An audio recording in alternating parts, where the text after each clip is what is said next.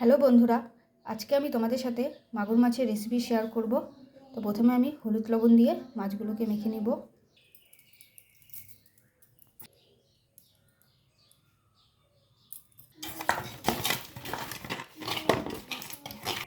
কড়াই বসিয়ে দিয়েছি, এবার আমি তেল দিয়ে দিব।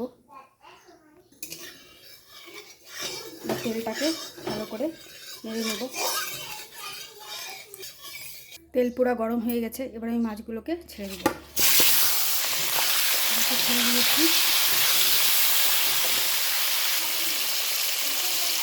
হালকা লাল লাল করে ভাজা করে নেব।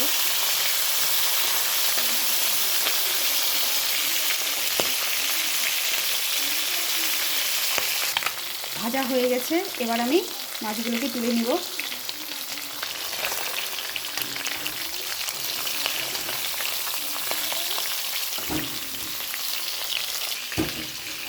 এবার আমি মাছ ভাজা তেলের মধ্যেই শুকনো লঙ্কা একটা, জিরা,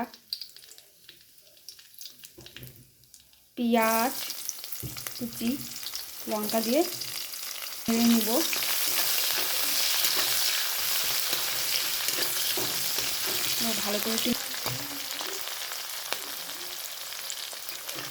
ভালো করে নেড়ে নেব। এবার আলু টমেটোটা দিয়ে দেব।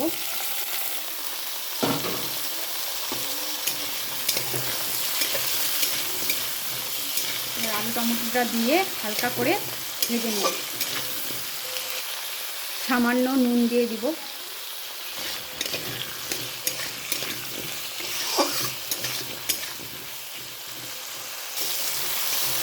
এখানে আলু ভাজা হয়ে গেছে, এবার আমি এখানে মশলা করে রেখেছিলাম, তো মশলাটা দিয়ে দেব।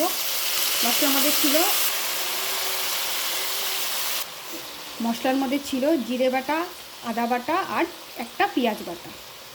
এবার আমি স্বাদ মতো নুন দিয়ে দিব আর কালারের জন্য কাশ্মীরি লঙ্কার গুঁড়ো দিয়ে দিব। এবার ভালো করে নেড়ে নেব।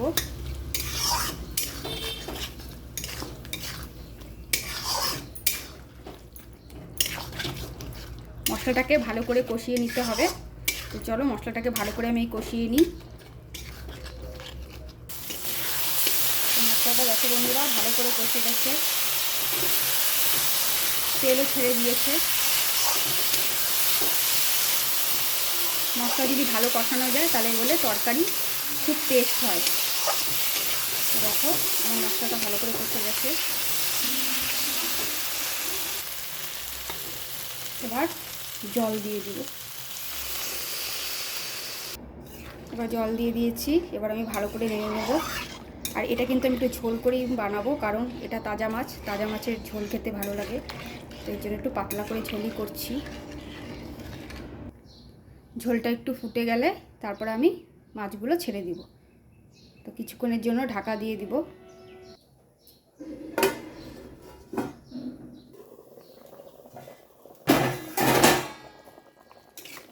তো দেখো ঝোল ফুটে গিয়েছে, দেখি আলুটা সিদ্ধ হয়েছে কিনা। আলুও সিদ্ধ হয়ে গিয়েছে, এবার আমি মাছগুলো এখানে ছেড়ে দেব। মাছগুলো দিয়ে দিয়েছি। এবার ঝোলটাকে ভালো করে ফুটিয়ে নিব। আর এই যে বাড়ির বিলাইতি ধনেপাতা ছিল কাছে, তো আমি কেটে নিয়েছি, এটা ঝোলের মধ্যে ছিটিয়ে দেব।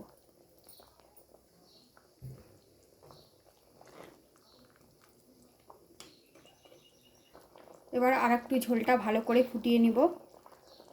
তারপরে ঝোলটা ফুটে গেলে তরকারিটা নামিয়ে নিব। তো ফুটুক ঝোলটা ভালো করে একটু। ঝোলটা দেখো ফুটে গিয়েছে।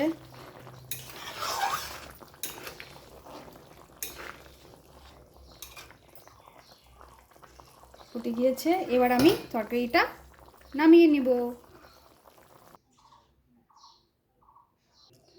তরকারিটা নামিয়ে নিয়েছি।